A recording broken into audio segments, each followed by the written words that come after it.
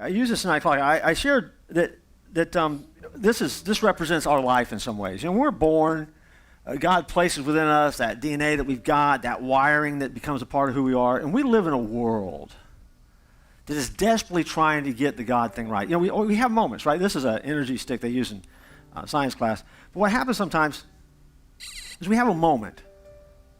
We do something that kind of ignites that spark within us where we've done something right. You meet a need that someone has that you recognize that and you move with compassion and you just meet that need, and all of a sudden this is kind of that moment that takes place, and you feel good about yourself. You like that. That's you tapping into that core that God has placed in you. Somebody and you love them, and you find out, I'm loving them for no real reason. I just really love them. I just hurt for this person, and all of a sudden your life kind of sparks, and that's that God moment in your life where all of a sudden you're tapping into that nature that God has placed in you.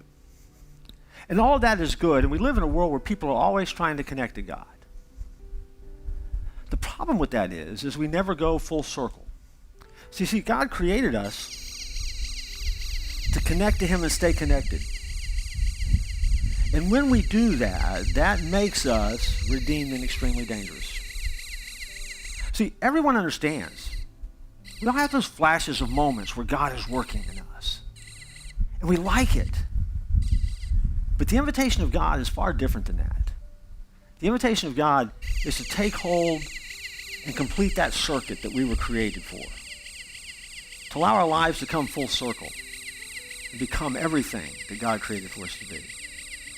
When you do that, you will be able to go out and touch and change the world with the love of Christ. It's not overly complicated, but it is the call of God in your life. But it only happens when you connect to Him. No excuses, no shortcuts, no other way. Connecting to Him. And when you do that, amazing things happen.